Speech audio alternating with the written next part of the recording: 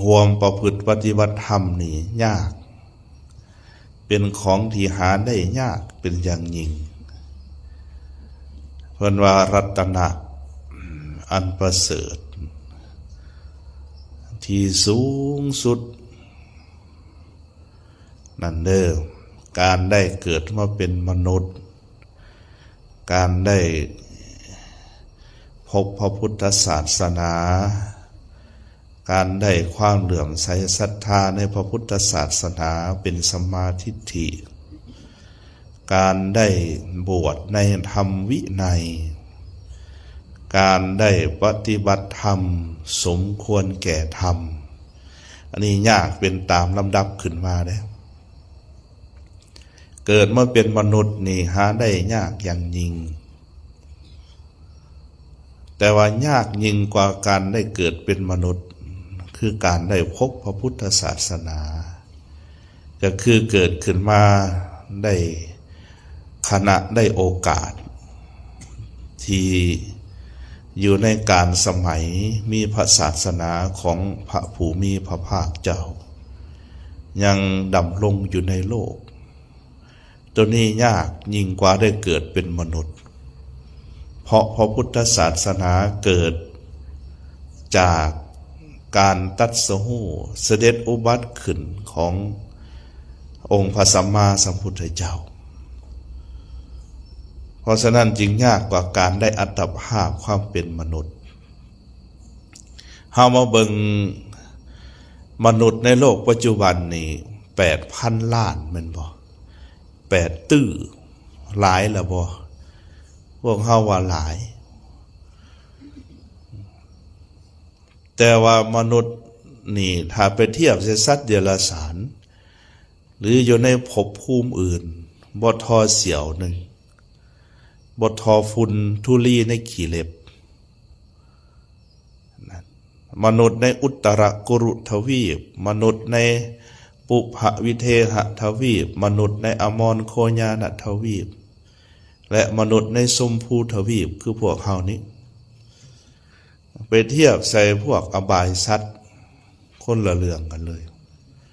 ไปเทียบใส่พวกเทวดาพวกเฮาก็มีน้อยกว่าอย่างมนุษย์ในชมพูทวีปปัจจุบัน8ตื้อถ้าไปเทียบใส่ในอบายสัตว์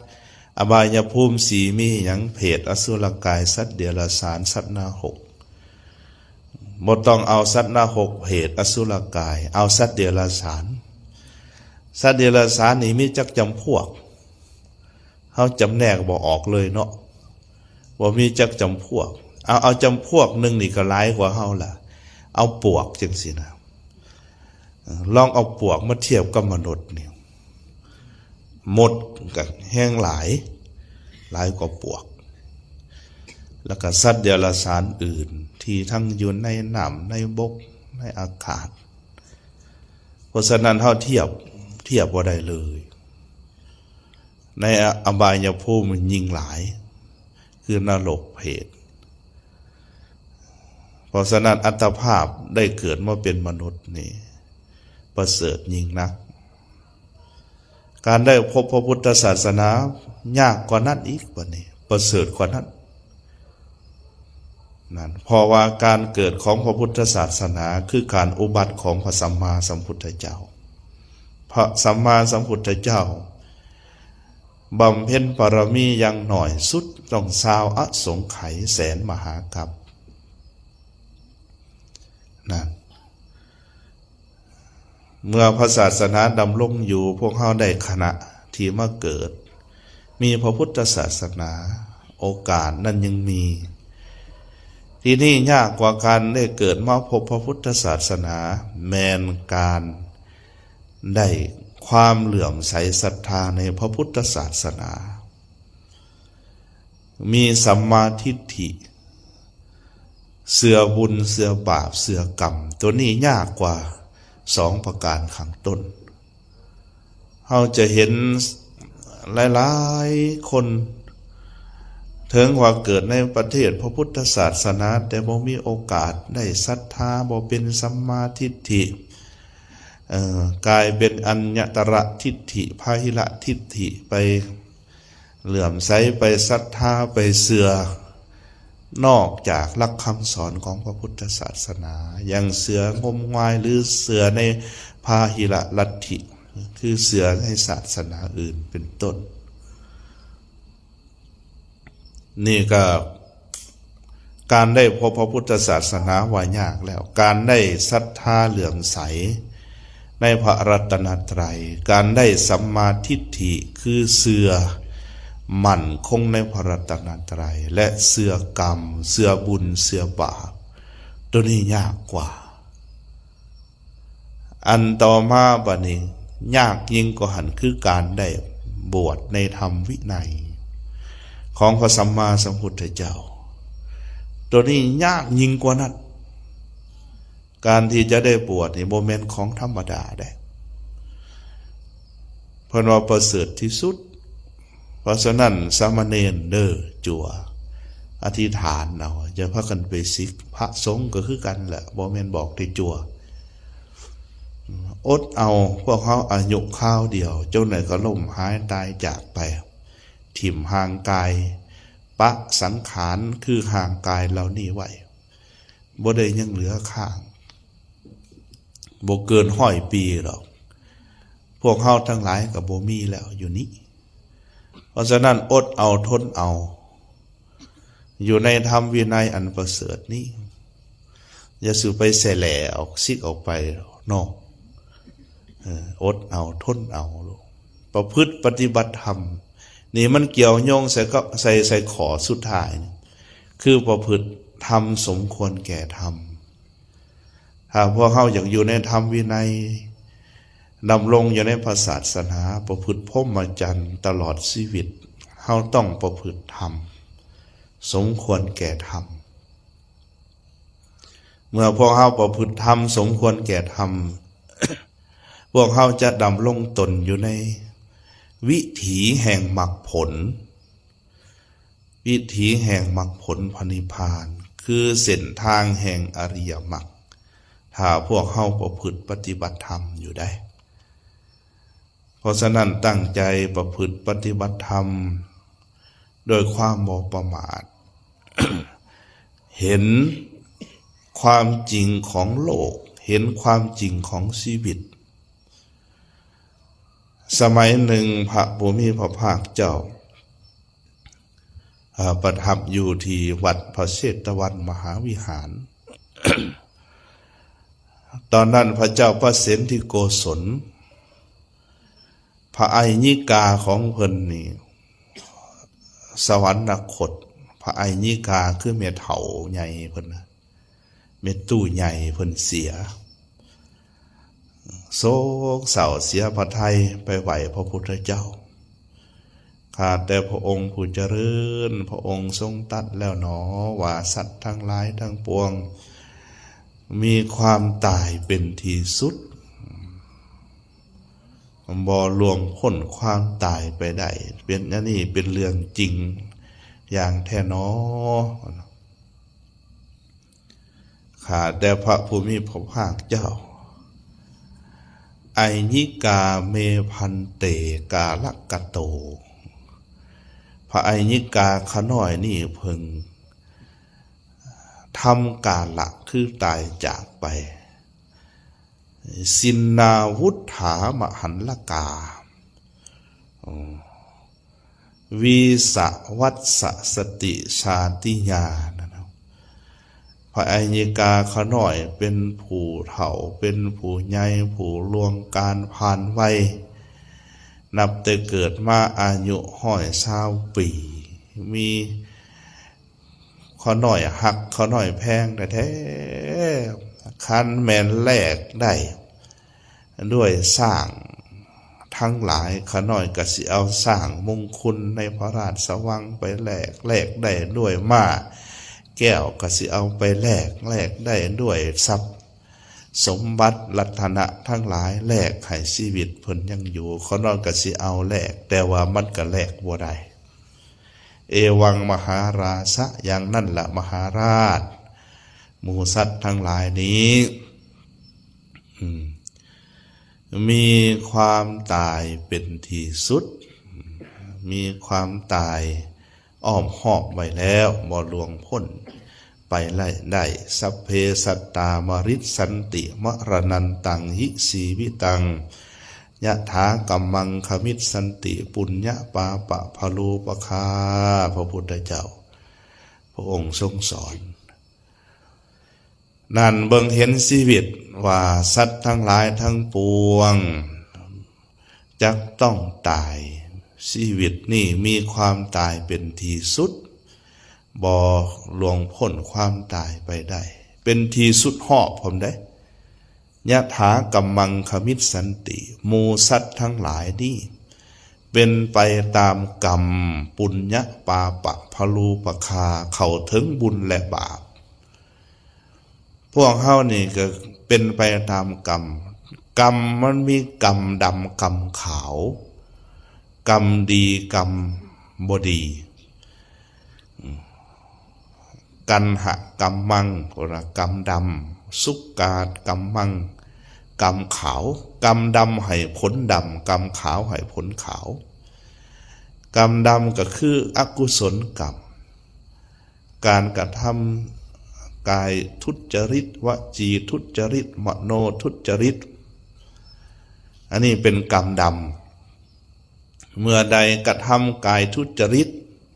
วจีทุจริตมโนทุจริต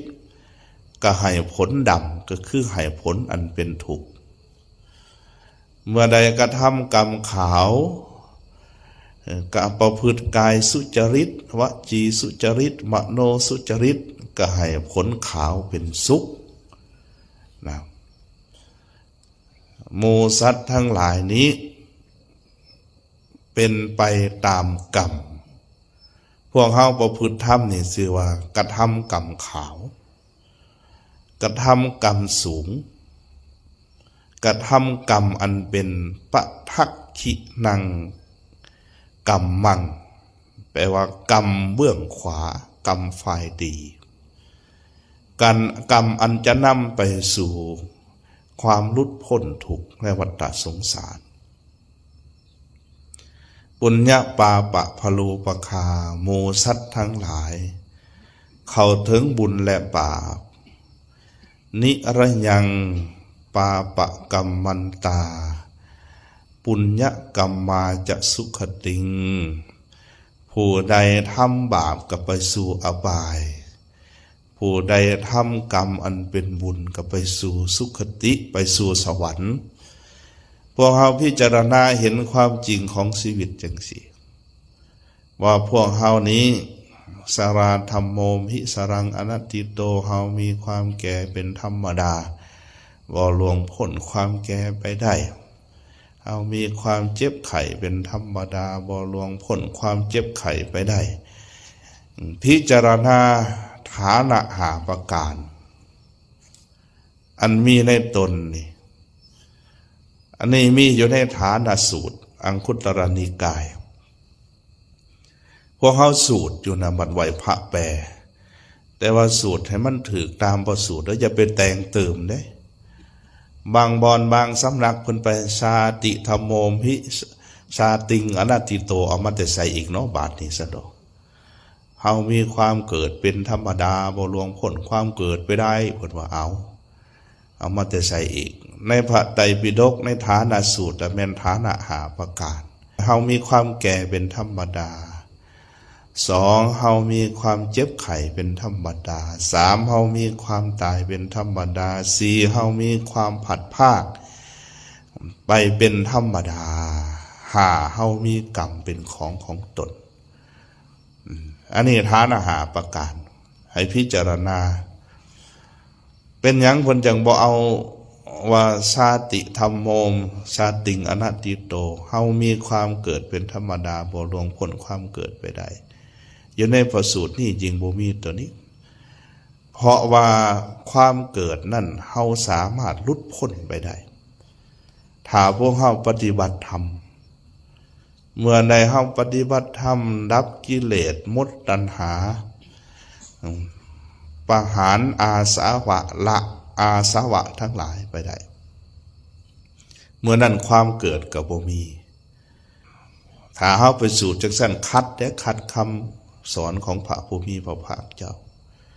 แต่ว่าเพิ่นเป็นหยังเพิ่นจังมาเอาตั้งแต่ว่าเฮามีความแก่เป็นธรรมดา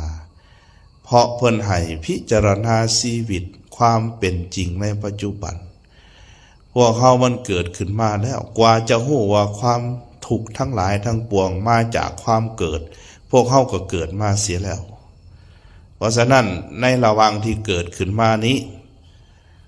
สิ่งที่จะต้องพบและขวางหน้าพวกเฮาอยู่โดยหลีกเลี่ยงบ่ได้อย่างแน่นอนก็คือฐานะเหล่านี้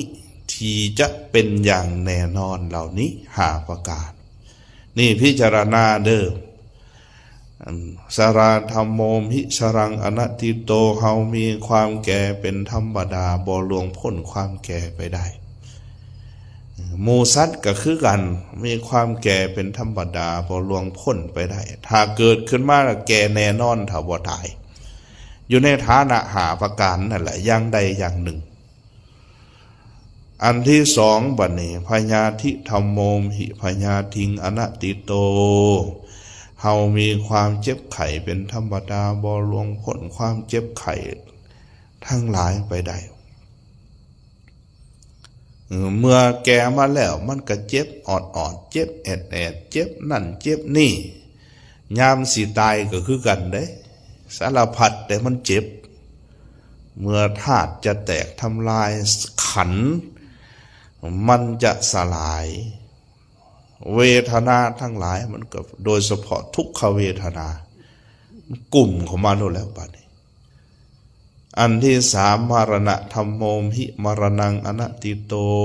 เฮามีความตายเป็นธรรมดาบ่ล่วงพ้นความตายไปได้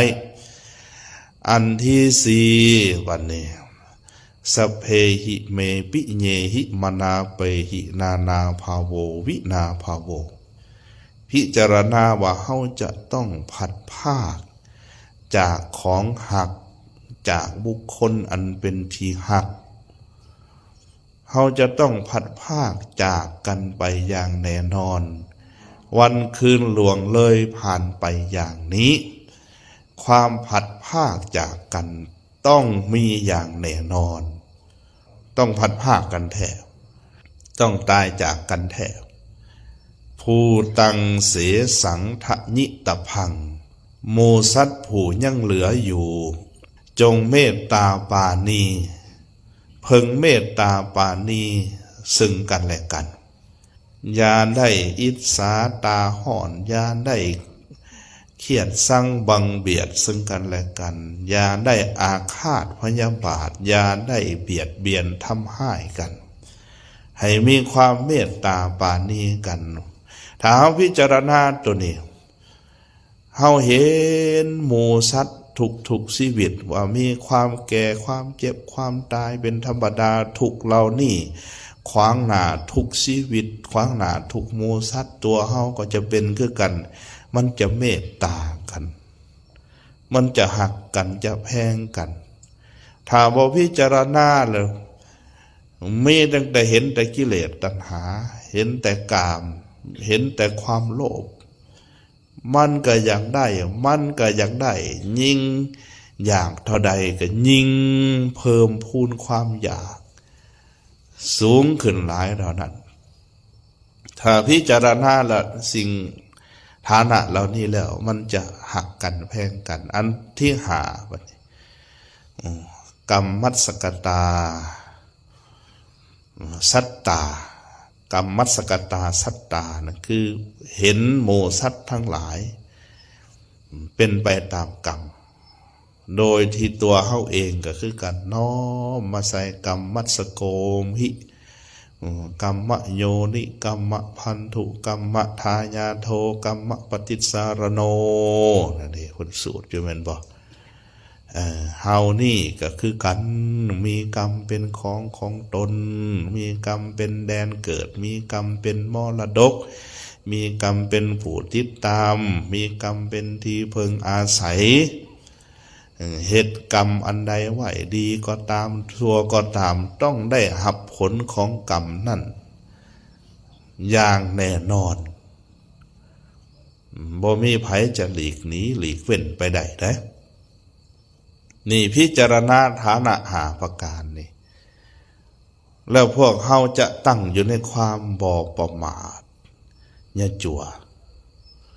นี่เฮาสิปฏิบัติธรรมแล้วพวกเฮาสิอยู่ได้ในพระศาสนาในธรรมวินัยเด้อคันเฮาตั้งใจประพฤติปฏิบัตินะพิจารณาเห็นอยู่จังสิโดยเฉพาะกรรมที่กระทำแล้วดีสัวเป็นของสัมเพาะตัวเป็นของสัมเพาะหมู่สัตว์ผู้ใดเหตุกรรมอันใดไปต้องเสื่อกรรมต้องเสื่อกรรมเสื่อผลของกรรมพวกเฮาประพฤติปฏิบัติธรรมก็ชื่อว่าทำกรรมคือกันดังได้กล่าวแล้วนั่นแหละเป็นปทักขิณกรรมปทักขิณกรรมกรรมเบื้องขวากรรมอันดีงามเป็นสุกากรรมกรรมอันเป็นฝ่ายขาวผู้กระทำกรรมดำกระทำบาปก็ได้รับผลคือกันหลีกหนีบ่พ้นคือกัน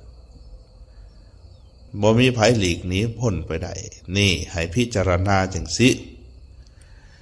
เมื่อใดพวกเฮาพิจารณาและเฮาประพฤติธรรมอัปปมาทังปะสังสันติปุญญกิริยาสุปันทิตาผู้เป็นปราชญ์บัณฑิตทั้งหลายเพึงตั้งอยู่ในความบ่ประมาทยินดีอยู่ในความบ่ประมาทกระทำบำเพ็ญบุญญกิริยาทั้งหลายด้วยความบ่ประมาทผู้ที่เป็นปราชญ์บัณฑิตเฮาก็ตั้งอยู่ในความเป็นปราชญ์บัณฑิตเอาได้กล่าวถึงกรรมเมื่อกี้นะว่ากรรมให้ผลอย่างแน่นอนบ่มีไผหลีกเว้นไปได้ที่เราเรื่องตัวหนึ่งสู่ฟังเว้าธรรมะไปอย่างเดียวบ่จื้อมิแต่สภาวะเราเรื่องที่มีปรากฏในพระไตรปิฎกให้พวกเฮาฟังพร้อมแต่ต้องฟังดีๆออกดนญาติโยมก็คือกันบางครั้งไปเทศเวลาเทศอธิบายธรรมะไปในขณะที่อธิบายไปแล้วยกเรื่องเล่ามาประกอบเป็นเรื่องที่จะต้องเป็นอุทาหรณ์นำไปประพฤติปฏิบัติไม่ออกบางแม่ย่างหนีจมพร้อมเฮ้ยเบิดแนวเทศแล้วเอาแต่นิทานมาเล่าสู่ฟังพุ่นว่าย่างหนีพร้อมปานนี้เว้นนี่ก็มีสัมพอมันจังบ่ได้ทำเพราะประมาททำเพราะบ่ตั้งใจฟังธรรมอันนี้ก็คือกันเด้อให้ฟังเป็นเรื่องที่มีปรากฏที่องค์พระสัมมาสัมพุทธเจ้าทรงแสดงนี่เรื่องเศรษฐีผู้หนึ่งอยู่ที่เมืองสาวัตถีตอนนั้น พระเจ้าประสิทธิโกศลเข้าไปไหว้พระผู้มีพระภาคอรหันตสัมมาสัมพุทธเจ้าตอนยังเว้นอยู่ปกติแล้วพระราชามหากษัตริย์อิสราธิบดีอิสราชนทั้งหลายจะเข้าไปเฝ้าพระผู้มีพระภาคเจ้าตอนกลางคืนหลังจากแล้วเวียกราชการทั้งหลายแล้วก็เข้าไปไหวไปฟังธรรมผู้ปกครองบ้านเมืองผู้บริหารประเทศในสมัยก่อนเพิ่นจะเฮ็ดจังซั่นกลางเว้นเฮ็ดราชการทำงานเบิดมื้อค่ำมาแล้วตกกลางคืนเพิ่นได้เวลาแล้วเพิ่นเข้าไปหาสมณพราหมณ์นักบวชพระสงฆ์ผู้ทรงศีลทรงธรรมไปไหวแล้วก็ไปถามอันใดเป็นธรรมอันใดเป็นความดีควรประพฤติปฏิบัติอย่างใดจึงจะเกิดประโยชน์สุขเกื้อกูลต่อชีวิตตนต่อประชาชนต่อประเทศชาติบ้านเมืองจะเห็นแบบนั้นเพราะเอิ้นว่าผ ผู้ปกครองตั้งอยู่ในธรรม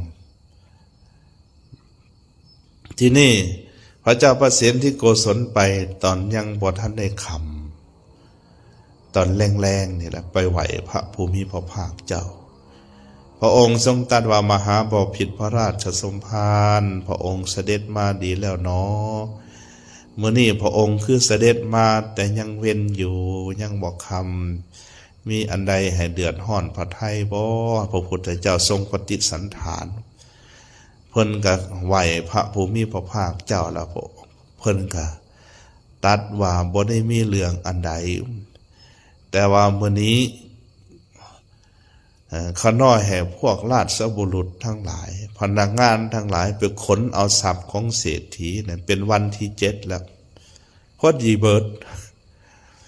เศรษฐีเราบ่มีลูกเศรษฐีในเมืองสาวัตถีลูกก็บ่มีญาติพี่น้องก็บ่มีเล่าหลดตายแล้วหลด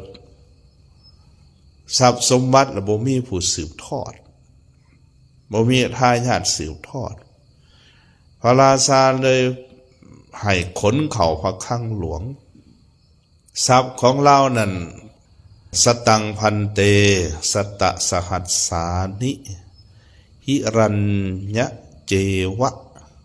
เพียงตั้งแต่เป็นเงินแทงพอดี10 ล้านแทงเงินแทงแล้วนั่นเงินเป็นแทง10 ล้านแทงอันโตที่เป็นเงินเหรียญนั่นนับประมาณบ่ได้เอาเกวียนไปขนอยู่7 มื้อจังเบิดเงินเราเศรษฐีอันนี้นะโอ้ยพระเจ้าแผ่นดินว่าข้าน้อยลดไปขนเอาทรัพย์เล่าที่บ่มีญาติมาเข้าพระคลังหลวงไว้7 มื้อจังเบิดทรัพย์เล่าหลายแต่แท้ข้าน้อยอันค่ำนั่น9 ล้านเงินแทงน่ะผู้ดี10 ล้านอันเศรษฐีนี่นะอันเงินเป็นเหรียญน่ะนับบ่ได้ลุงเนรเขาน้อยละอีโตนเล่าผลว่าตอนเรายังมีชีวิตอยู่เล่าหลดกระทำตนหวงแหนทรัพย์สมบัติเกินไปเหตุตนให้ซ่อมซ้อทุกข์ยากลำบากบ่กินบ่ริโภคบ่ใส่ใจให้เป็นสุขอาหารกินแต่ละมื้อก็ต้มข้าวปลายเฮ็ดเป็นข้าวต้มกับน้ำผักดองกินน่ะผ้าเสื่อที่ใส่กับเอาผ้ามาเย็บมาติดมาต่อกันมันขาดแล้วก็เย็บตาเป็นตอกันไปนุ่งผ้าเหล่านั้นอันรถที่ขี่ก็ขี่รถเก่าๆมุงด้วยใบไม้บาดเล่าตายมาเบิ่งทรัพย์สมบัติเล่าระบักหลายๆจนคณะนับบ่ได้โอ้ยขน้อยเห็นละสลดสังเวชใจพระเจ้าค่ะ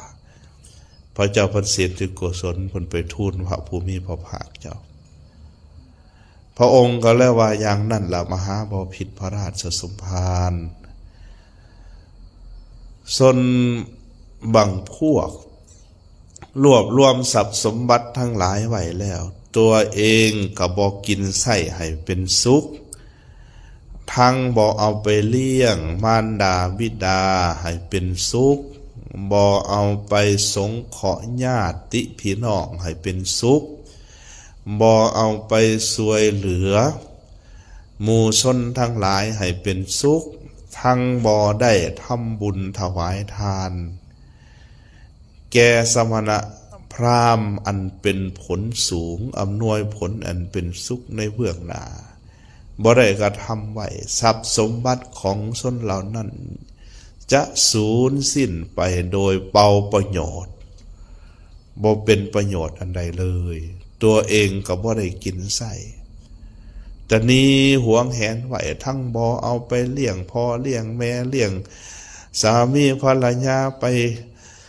สงเคราะห์คนยากคนจนบ่ได้เอาไปทำบุญให้ทานทรัพย์เหล่านั้นสูญสิ้นไปซื่อๆ ทรัพย์สมบัติมันเกิดขึ้นด้วยบุญได้หมดบุญหมดทรัพย์สมบัติกับพินาศไปปุญญัคขโยโหติสัพพะเมตังวินัสสติเมื่อใดมุดบุญนี่ทรัพย์สมบัติพินาศไปพระพุทธเจ้าพระองค์ทรงแสดงธรรมให้พระเจ้าพระเสนที่โกศลทรงฟังหลังจากนั้นพระองค์พระเจ้าพระเสนที่โกศลเพิ่นก็ได้ตัดถามถึงว่าเพิ่นน่ะเป็นหยังจังบ่มีลูกเป็นหยังจังบ่กินไส้ยังเป็นสุขพระองค์เลยเล่าเรื่องปุพพกรรมของเรากรรมที่เรากระทำว่าในสมัยก่อนพุ่นนั้นตอนในภพก่อนชาติก่อนเราเกิดเป็นเศรษฐีคือกันเด้อยู่กับอ้ายผู้หนึ่งอ้ายเดี๋ยวได้ลูกชายผู้หนึ่งผัดตายปะซะเราฝากไว้เขาน้องชายคือเรานั่นแหละอันเด็กน้อยอันนั้นมันหลดเนาะพอมันเสียแล้วมันก็ประมาณอยู่4-5 ปีเมื่อพระเว้าเป็นอันนี้ก็ทรัพย์สมบัติพอข่อยได้เอาเอ้ยหั่นนะนาบ่าวเอ้ยหั่นนะอันนี้ก็ทรัพย์สมบัติของพอข่อยอันนั้นก็ทรัพย์สมบัติของพอข่อยพลละมาคิดปาดทบขนาดมัน4-5 ปีมันยังเว้าเอาปานนี้ถ้ามันใหญ่มากกูสิได้หยังเพิ่นว่าก็เลยวางแผนเอาหลานน่ะไปขาหลานตายกรรมตอนนั้นเราไม่ออกไปใหม่อยู่ในอบายหลายห้อยหลายพันหลายแสนปีเมื่อกรรมนั่นเบาบางเศษกรรมมันยังมีอยู่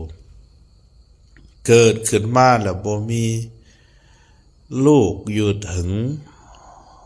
บ่มีลูกนะบ่มีลูกสืบตระกูลอยู่ถึง7 ศาสตร์7 ครั้งเราบ่มีลูกนะทีนี้เป็นหยังเราจึงได้ เกิดมาเป็นเศรษฐีแต่บ่บริโภคโภคอย่างเป็นสุขบ่ใส่จออาจายบ่ใส่สอยอย่างเป็นสุขการในศาสตร์นั่นแหละวันหนึ่งนี่เพิ่นไปเห็นพระปัจเจกโพองค์หนึ่งชื่อว่าตะคระสีขีไปบิณฑบาตปกติเพิ่นก็เห็นอยู่แหละแต่ละมื้อของบ่สนบ่วนบ่ไหวเหมือนคนรวยบางคนนี่แหละเนาะนะเหมือนคนรวยบางพวกแหละเฮ็ดกำแพงบักสูง3 เมตร4 เมตรพุ่นนะประตูอัดบักดีๆมันบ่โอกาสที่จะเห็นสมณพราหมณ์ผู้ทรงศีลทรงธรรมมาบิณฑบาตก็ยากนอกจากว่าตั้งใจไปหา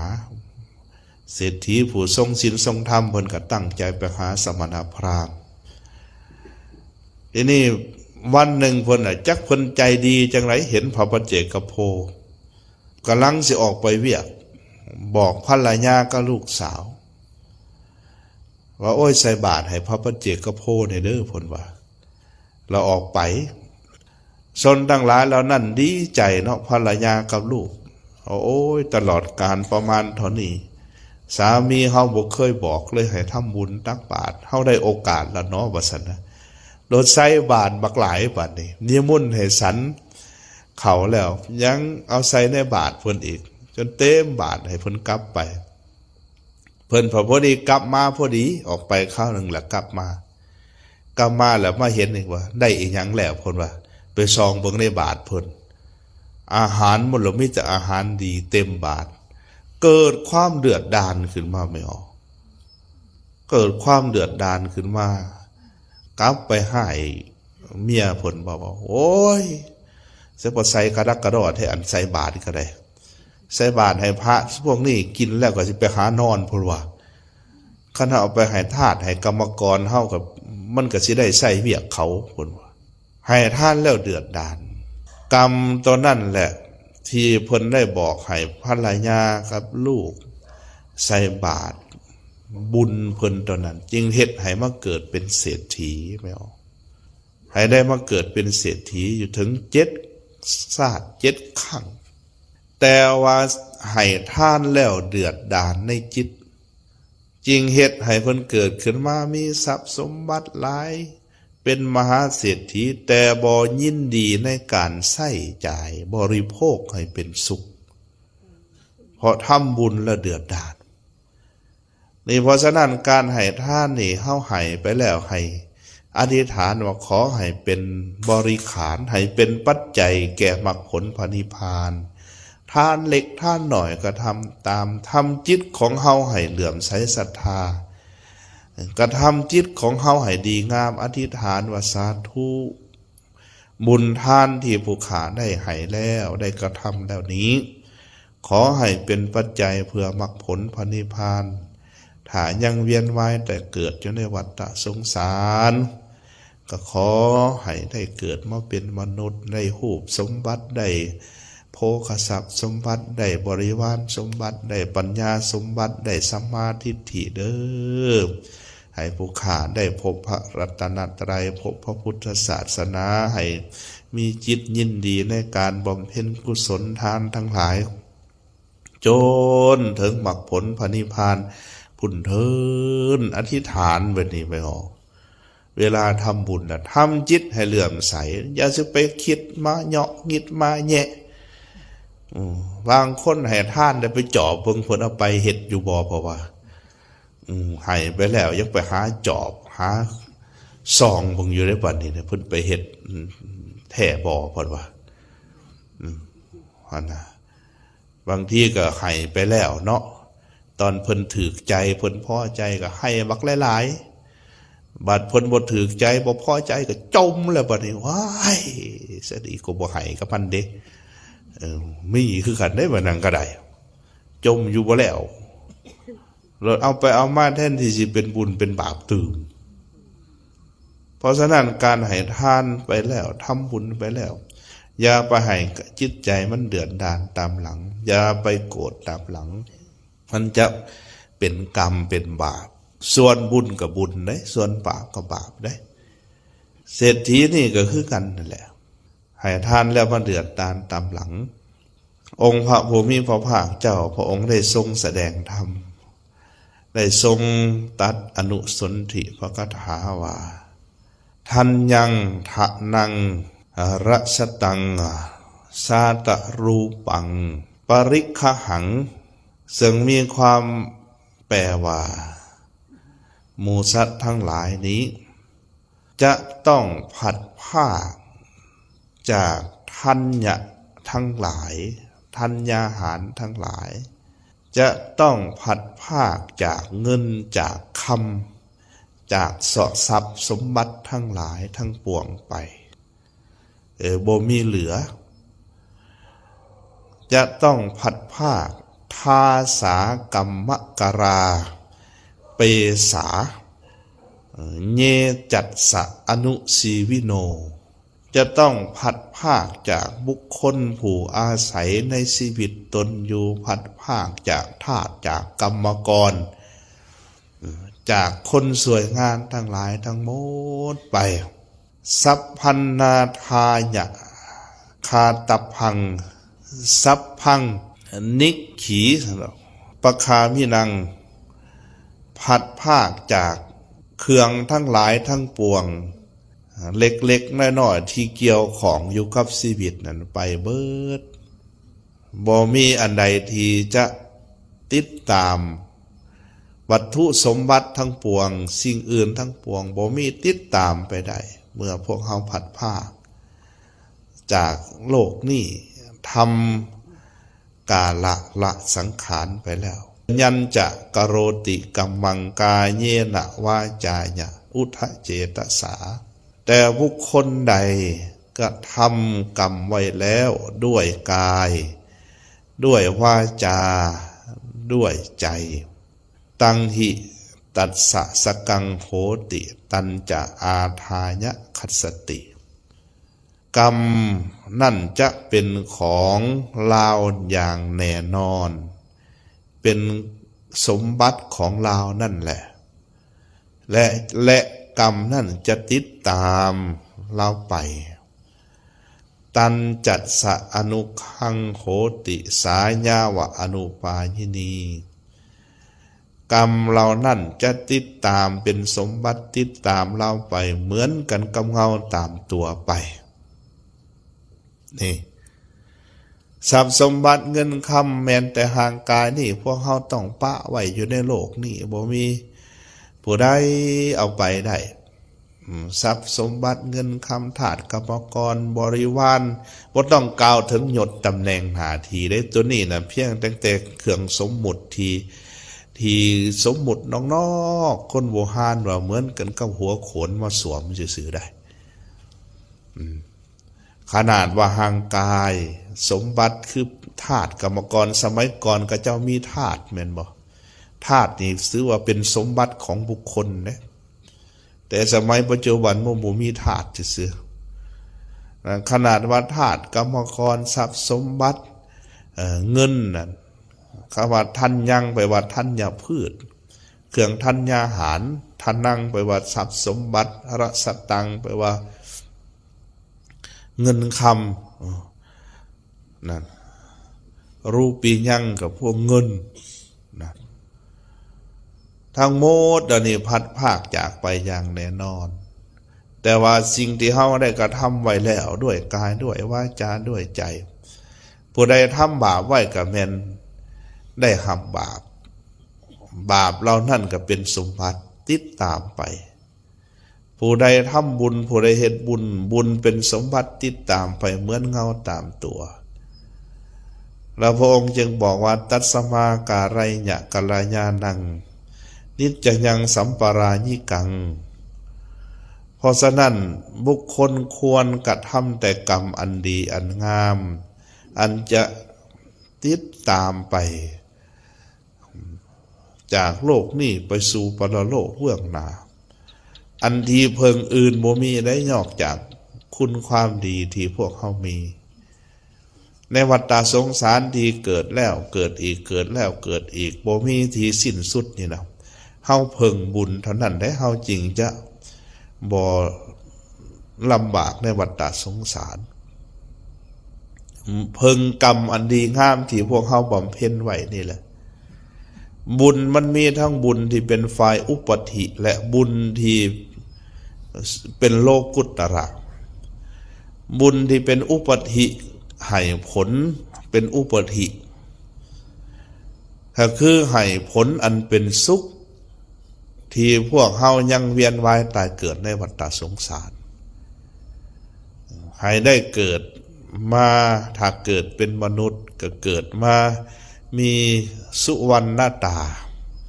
มีผิวพรรณงามสุสรตามีเสียงมวลแม่งสุสันฐานังมีรูปทรงมีสวดทรงดีสันฐานดีสุรูปตามีรูปอันงามน่าเบิ่งผู้มีผิวพรรณดีมีเสียงอันมวลแม่งมีรูปงามมีสวดทรงสันฐานดีนี่บุญฝ่ายอุปธิเป็นผู้ตกแต่งนั่นมันประกอบให้เสมอกันเด้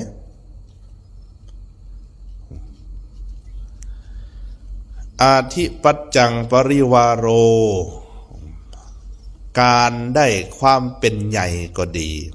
การได้บริษัทบริวารญาติพี่น้อง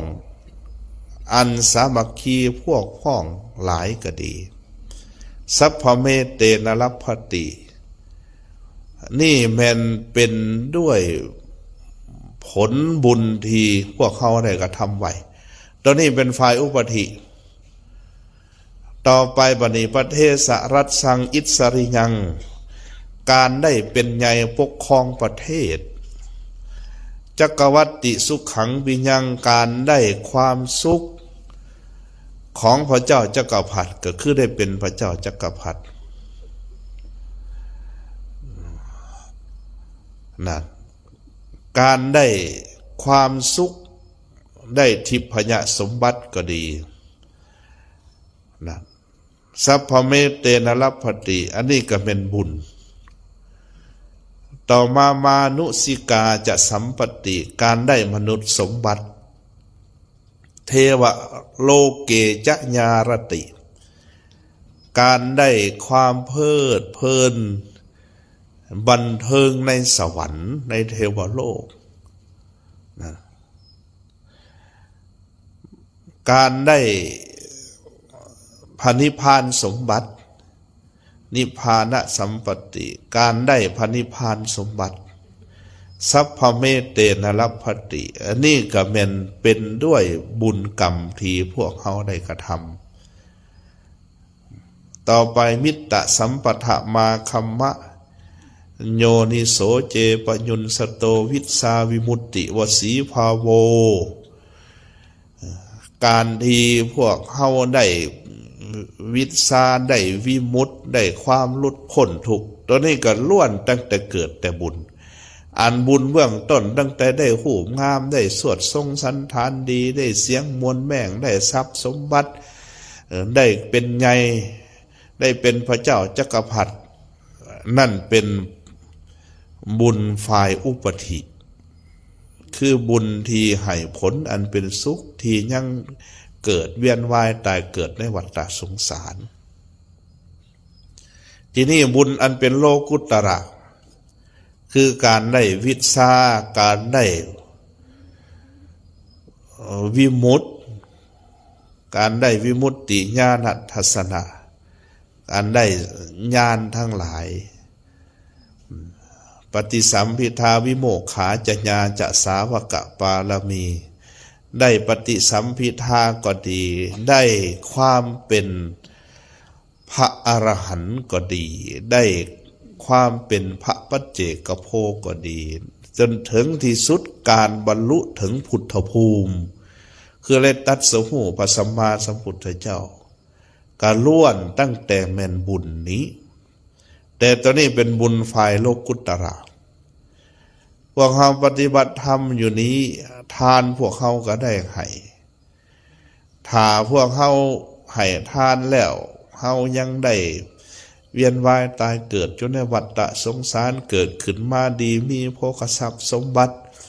เหตุให้มังคังหังมีด้วยผลบุญของตนเองนั่นยังเป็นอุปธิแต่ว่าเมื่อเขาให้ทานไปแล้วกระทำจิตน้อมใจไปว่าทานนี่จงเป็นบริขารของจิตคือเป็นเครื่องช่วยส่งเสริมให้จิตหลุดพ้นจากกิเลสตัณหานั่นก็เป็นทานโลกุตระไปแล้วได้นั่นเป็นบุญโลกุตระไปแล้วได้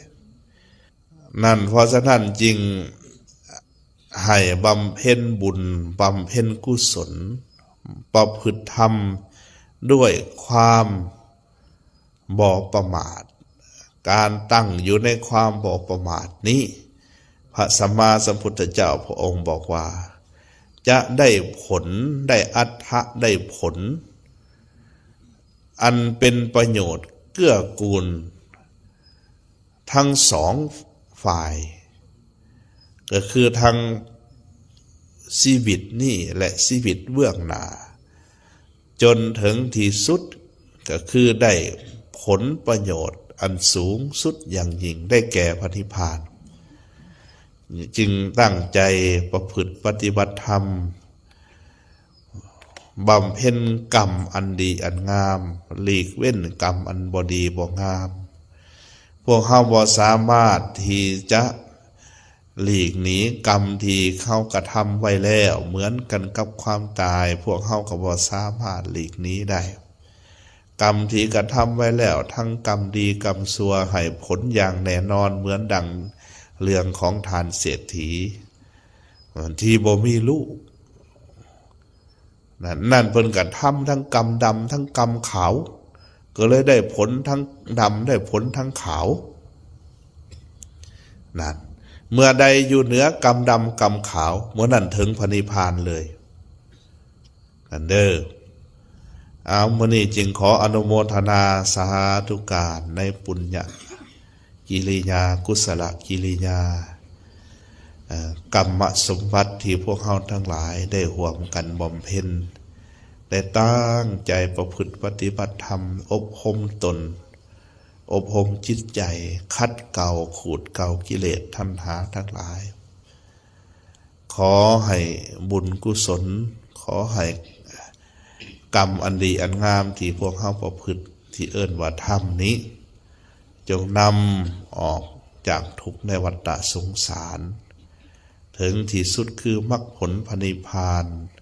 โดยทั่วกันทุกองค์ทุกทานเทอญ